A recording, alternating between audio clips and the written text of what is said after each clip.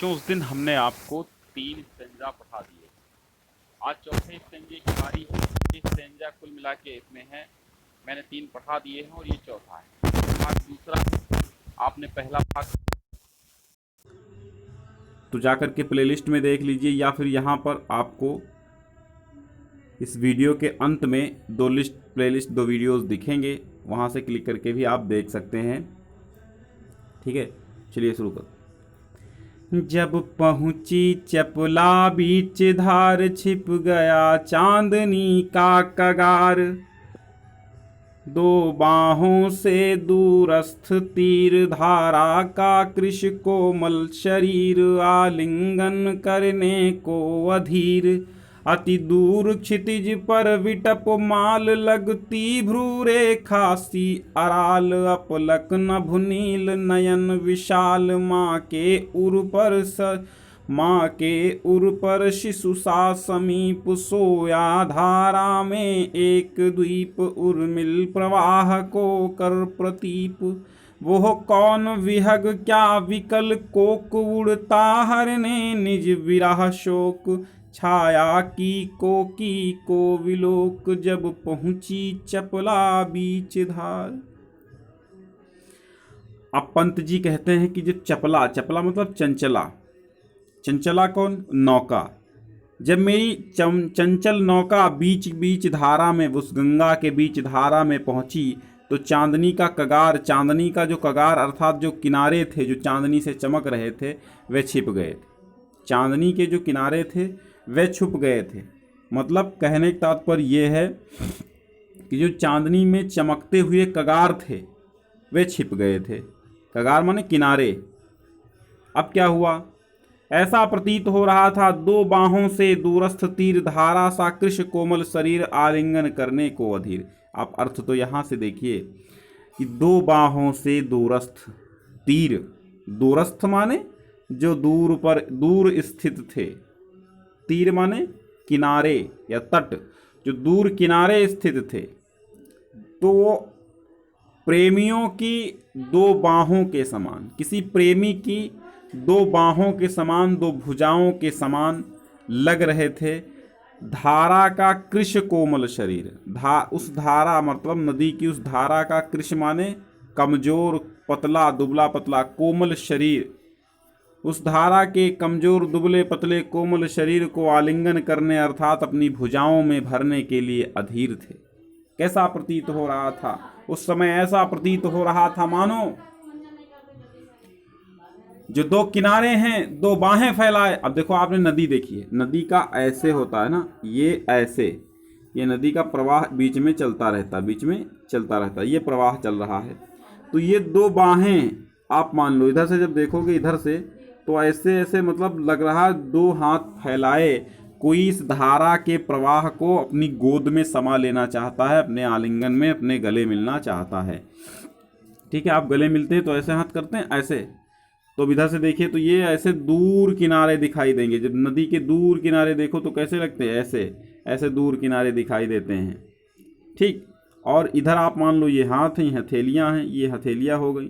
तो यहाँ पे जो धारा है, इसको पकड़ने के लिए, धारा को आप स्त्री मान लो या उसकी प्रेयसी मान लो, तो वो इसको गले लगाने के लिए ऐसा लग रहा मानो आतुर है, अधीर है। अब समझ में आ गया होगा। फिर क्या हुआ? अति दूर क्षितिज पर विटप माल। क्षितिज जो बच्चे नहीं जानते हम उनको बता दें, क्षितिज वो स्थान होता है जहाँ पे धरती और आकाश दोनों मिले हुए दिखाई देते हैं, है ना। आपको लग रहा है आसमान गिर गया, धरती में चिपक गया, दूर जब देखो तो वो क्षितिज होता है। तो अति दूर क्षितिज पर विटप, विटप माल माने पेड़ों की माला है, एक पेड़ों की जो पंक्तियां हैं वो कैसी लग रही है? भ्रू रेखा सी अराल, अराल माने टेढ़ी, टेढ़ी ऐसी लग रही, ऐसी टेढ़ी। और जब ऐसी टेढ़ी लग रही हैं वो पंक्तियां, तो कैसी हो गई? ये तो भावों जैसी हो गई। कैसी हो गई? भाव जैसी होगी। यहाँ पर जब टेढ़ी पंक्तियां दिखाई देती हैं तो बिल्कुल भाव, भ्रकुटी जैसी हो गई। भ्रू माने भाव, भाव माने भ्रकुटी। आँख के ऊपर जो बाल होते हैं उनको भाव कहते हैं या भ्रू कहते हैं। तो भाव की रेखा के समान अराल, अराल माने तिरछी, टेढ़ी लग रही है। अपलक नभ नील नयन विशाल, अपलक नभ नील नयन विशाल मतलब अपलक ऐसा लग रहा है कि नभनील जो आकाश है वो अपने तारे रूपी नीले नेत्रों से उस विशाल जो विशाल विशाल आकाश है वो तारे रूपी अपने नील नेत्रों से अपलक देख रहा हो, इन सब चीज़ों को एकटक देख रहा हो। ठीक है, सौंदर्य को निहार रहा हो गंगा के। माँ के उर पर शिशु सा, इतना अर्थ देखिए, माँ के उर माने हृदय पर, शिशु सा ऐसा लग रहा, शिशु माने छोटे से बच्चे के समान, समीप में सोया धारा में एक द्वीप सोया हुआ था। द्वीप मतलब छोटा खासा खंड, जमीन का टुकड़ा होता है जो नदी के बीच धारा में मिलता है। तो एक द्वीप वहाँ पर उस धारा में सोया हुआ शिशु के समान, सोए हुए शिशु के समान लग रहा था। तो ऐसा प्रतीत हो रहा था जैसे वो द्वीप जब वहाँ पे बना हुआ था, गंगा में रखा हुआ था, लगा हुआ था या निर्मित था, तो ऐसा लग रहा था जैसे माँ की छाती पर एक बच्चा सो रहा होता है। वैसे लग रहा था कि गंगा की छाती पर कोई बच्चा, कोई द्वीप सा बालक सो रहा है। उर्मिल प्रवाह को कर प्रतीप, और जब उस द्वीप में, उर्मिल माने लहरों वाले प्रवाह को प्रतीप कर माने उल्टा कर रहा है, और जब उस द्वीप में लहरें लड़ती हैं तो वो प्रतीप हो जाया करती हैं। प्रतीप अलंकार पढ़ा, उल्टा, उल्टा मतलब उलट जाती हैं लहरें, उसमें टकरा टकरा के वापस चली जाती हैं। उर्मिल प्रवाह को कर प्रतीप, उर्मिल प्रवाह अर्थात उन लहरों के प्रवाह को उल्टा करता हुआ एक धारा में एक द्वीप सोया हुआ था, जो ऐसा प्रतीत हो रहा था जैसे माँ की छाती पर कोई शिशु नादान सा सो रहा हो। वह कौन विहग, अब पंत जी देखते हैं कि सामने एक पक्षी उड़ रहा है, तो कहते हैं अरे वह कौन विहग, अरे ये कौन सा पक्षी, क्या विकल कोक, क्या मुझे लगता है ये विकल मतलब व्याकुल कोक माने चकवा है, उड़ता हरने निज विरह शोक, अपने, मुझे लग रहा है कि अपने विरह के वियोग के शोक को हरने के लिए उड़ रहा हो। छाया को कोकी के विलोक, अब जब उसकी छाया पड़ती है किसमें, जल में, तो ऐसा लग रहा है उसको शंका हो जाती है कि ये कोकी है, अर्थात ये चकवी है। तो उसको विलोक माने देख करके, उस छाया को देख करके उसको कोकी का उसमें संदेह हो जाता है, और वो विरह के शोक से जलने लगता है और व्याकुल होकर के इधर उधर उड़ने लगता है। तो कैसा लगा? अब देखिए इसमें प्रश्नोत्तर आपके बन जाएंगे। कौन दो बाहों को फैलाए हुए अब वापस वो आ रहा है, आलिंगन करने के लिए अधीर है, कौन? तो तीर, अर्थात दूरस्थ तीर जो हैं, दूर पर जो किनारे हैं गंगा के वो। विटप माला कैसी लग रही है, भ्रू रेखा सी, टकटकी लगा, कौन गंगा की सुंदरता को देख रहा है? तो टकटकी लगा, गंगा की सुंदरता को कौन देख रहा है? आकाश देख रहा है। माँ की छाती पर शिशु सा कौन लग रहा है? तो द्वीप लग रहा है। उर्मिल प्रवाह को प्रतीप कौन कर रहा, उल्टा कौन कर रहा, वापस कौन कर रहा? तो द्वीप कर रहा है। व्याकुल कौन है? तो कोक, क्यों? कोकी के वियोग में। ठीक है, तो ये हो गया। दूसरा देखते हैं। पतवार घुमा अब प्रतनु भार, नौका घूमी विपरीत धार, डाणों के चल कर तल पसार, भर भर मुक्ता फल फेन स्फार, विखुराती जल में तार हार, चांदी के सांपों सी रलमल, नाचती रश्मियां जल में चल, रेखाओं सी खींच सरल सरल, रेखाओं सी खींच तरल सरल, लहरों की लतिकाओं में खिल, सौ सौ शशि सौ सौ उड़ झिलमिल, फैले फूले जल में फेनिल, अब उथला सरिता का प्रवाह, लग्गी से ले ले सहज था, हम बढ़े घाट को सहोत्साह, हम बढ़े घाट को सहोत्साह, पतवार घुमा अब प्रतनु भार। पतवार घुमा, अब हमने पतवार को घुमा लिया। प्रतनुभार माने हल्की,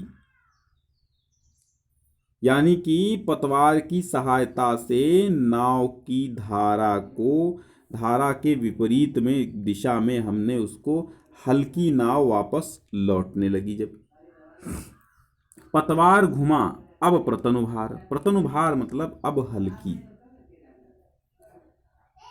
हल्की नाव वापस लौटने लगी। नौका घूमी विपरीत धार, अब नाव विपरीत धार में यानी उल्टी धार में घूम गई। नाव कैसे घूम गई? विपरीत दिशा में नाव को मोड़ दिया गया और हल्की सी नाव वापस लौटने लगी। फिर डाणों के चल करतल पसार, हमने नौका में डांड लगाने प्रारंभ कर दिए। भर भर मुक्ताफल फेन स्फार, तो डाणों के चलने से गंगा में पानी के सफेद बुलबुले उत्पन्न होने लगे। और फेन स्फार का मतलब होता है बुलबुले, मुक्ताफल का मतलब होता है मोतियों के फल अर्थात मोती। तो जब डांडे चलने लगे, इधर उधर डंडे मतलब चलाने लगे, तो डाणों के चलने से गंगा के पानी में सफेद बुलबुले उत्पन्न हो रहे थे। तो इसे देखकर ऐसा लग रहा था कि मानो तारों का हार बिखरा करके जल में फैल गया हो। तारों का हार बिखर करके जल में फैल गया, बिखराती जल में तार हार, मुक्ताफल फेन स्फार। तो जब भर भर मुक्ताफल मतलब जब डाणों के करतल पसार, करतल माने हथेलियां, जब डाणों की हथेलियां, देखो नाव ऐसी होती, देखो ऐसी नाव होती, ठीक, ये नाव है, ये नाव है, और इधर उधर दो डंडे लगे होते हैं इसमें, और यहाँ पे बैठ के आदमी इन डंडों को यहाँ से चप्पू को चलाता है। और जब ये चप्पू चलते हैं तो इसमें यहाँ पे पानी के बुलबुले उठते हैं। तो जब पानी के बुलबुले उठते हैं तो कैसा लग रहा है कि वो पानी के बुलबुले मोतियों के फल हों। फिर थोड़ी देर में ये प्रतीत हो रहा है कि जैसे तारों के हारों की मोतियाँ तोड़कर बिखराई गई हों। किसी ने तारों के हारों को, तारे मतलब स्टार जो होते हैं उनके तारे हैं, उसमें उसका हार एक बिंधा हुआ है, उसको तोड़कर किसी ने बिखरा दिया। तो ऐसे चांदनी में लग रहा था। चांदी के सांपों की रलमल नाचती रश्मियां जल में चल रेखाओं से खिंच सरल तरल। अब क्या लग रहा है कि जब छोटी छोटी लहरें चांदनी में ऐसी चमकती हैं मानो चांदी के सांप जल में तैर रहे हैं। चांदी के सांपों की रलमल, और रलमल माने चमकती हुई, नाचती रश्मियां, रश्मियां माने किरणें जल में चल, चंचलता के साथ जल में वो जल में रश्मियां नाच रही हैं। रेखाओं सी खिंच सरल तरल, ठीक। अब जो जल में अब क्या हुआ, उसमें चंद्रमा एवं तारे मतलब दिखाई दे रहे हैं, प्रतिबिंबित हो रहे। तो कैसा लगने लगा, मानो गंगा में सैकड़ों चांद तारे झिलमिला रहे हों, सैकड़ों चांद तारे झिलमिला रहे हों। फिर क्या हुआ, लहरों की लतिकाओं में खिल सौ सौ शशि सौ सौ उड झिलमिल, लहरों की लतिकाओं में खिल सौ सौ शशि सौ सौ उड झिलमिल, फैले फूले जल में फेनिल। फेनिल माने फेनिल जिसमें फेना उठ रहा हो, फेनिल जल, फेने वाला जल, झाग वाला जल, ठीक। तो अब क्या, लहरों की लतिकाओं में खिल, ऐसा लग रहा ये जैसे लहरें हैं, और लहरें लहरें रूपी लतिकाएं हैं। ये लताएं, लताएं कैसी, बेल लताएं ऐसी होती ना, इसमें पत्ते लगे होते हैं। तो लहरों की लतिकाओं में खिल सौ सौ शशि, अब इसमें लग रहा सौ सौ चंद्रमाएं ये लगी हुई हैं, सौ सौ चंद्रमाएं आपस में लगी हुई हैं। सौ सौ उड, उड माने तारे, और इसी में सौ सौ तारे लगे हुए हैं। सैकड़ों तारे दिखाई दे रहे हैं इन्हीं प्रवाहों में झिलमिल झिलमिल करते हुए। और फिर ऐसा प्रतीत हो रहा सभी जल में, इस फेनिल जल में सभी फूल फल रहे हैं आराम से। इस जल में सभी वो जो आपकी लताएं हैं, वो लहरों की लताएं, उसमें लगे हुए तारे और चंद्रमाएं सब फूल फल रहे हैं, ऐसा प्रतीत हो रहा है। अब उथला सरिता का प्रवाह, उथला मतलब कम हो गया, गहरा का उल्टा उथला। तो अब उथला सरिता का प्रवाह, अब उस नदी का प्रवाह, सरिता माने नदी, नदी का प्रवाह जो है, पानी उथला था वहां पर। लग्गी से ले ले सहज था, तो हम लोगों ने लग्गी से उसकी थाह ली। बांस, लग्गी माने बांस, और बांस की सहायता से, लाठी की सहायता से उसकी थाह नाप ली, था मतलब गहराई उसकी नाप ली। हम बढ़े घाट को सहोत्साह, अब उत्साह पूर्वक हम भाई घाट की तरफ जो है बढ़ चले, और मन में सैकड़ों विचार हमारे उत्पन्न हो रहे थे, ठीक। तो इसमें क्या क्वेश्चन आपसे पूछे जा रहे हैं, करतल किसे कहा गया, करतल डाणों को कहा गया। फेन स्फार का अर्थ क्या हुआ, फेन स्फार का अर्थ क्या हुआ, फेन स्फार का अर्थ है बुलबुले। सांपों सी क्या लग रही थी, रश्मियां, किरणें जो जल में चल रही थीं, ठीक है। लहरों रूपी लतिकाओं में क्या खिला था, सौ सौ चंद्रमाएं और सौ सौ नक्षत्र खिले हुए थे। लग्गी से क्या कार्य किया जाता है? थाह ली जाती है, गहराई नापी जाती। ठीक है, चलिए अंतिम देख लेते हैं।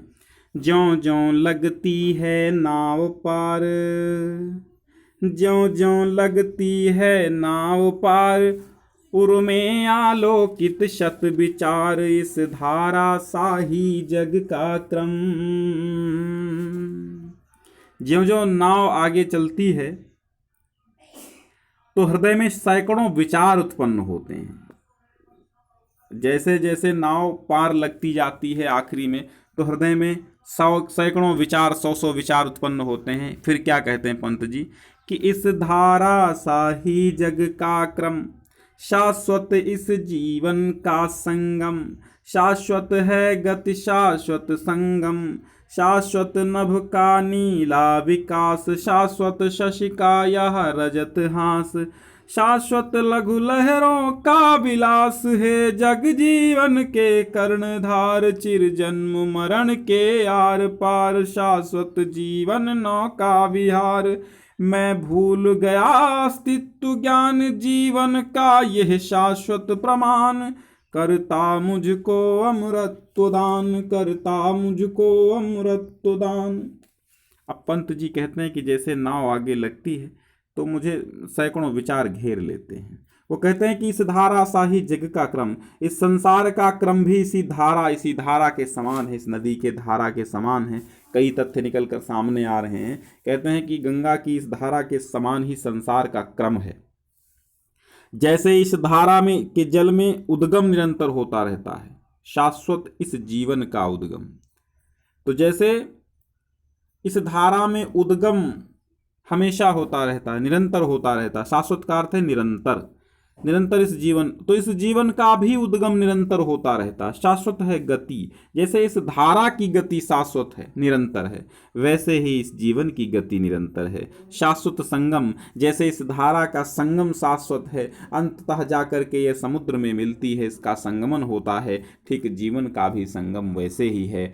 आत्मा परमात्मा का एक बूंद है, आत्मा परमात्मा की देन है और अंत में जाकर ये परमात्मा में ही लीन हो जाती है। तो ठीक जीवन का भी यही संगम है। शाश्वत नभ का नीला विकास, नभ का अर्थात आकाश मंडल का नील विकास जो है वो भी निरंतर शाश्वत है। शाश्वत शशि का यह रजत हास, और चंद्रमा की जो चांदनी सी मुस्कुराहट है, ठीक उसी प्रकार ये भी शाश्वत है। शाश्वत लघु लहरों का विलास, और छोटी छोटी लहरों का विलास, छोटी छोटी लहरों की प्रसन्नता, यह भी शाश्वत है। शाश्वत लघु लहरों का विकास, हे जग जीवन के कर्णधार। पंत जी कहते हैं कि हे जग जीवन के कर्णधार, हे ईश्वर, जग जीवन के कर्णधार, संसार के जीवन के कर्णधार अर्थात संसार के जीवन के हे ईश्वर, चिर जन्म मरण के आर पार, तुम मृत्यु और जन्म से परे हो, अर्थात मृत्यु और जन्म से रहित हो। आर पार माने रहित हो, तुम में मृत्यु और जन्म नहीं हो सकता। शाश्वत जीवन नौका विहार, ये जीवन रूपी नौका का विहार भी शाश्वत है, निरंतर है। मैं भूल गया अस्तित्व ज्ञान, जीवन का यह शाश्वत प्रमाण, करता मुझको अमृत दान।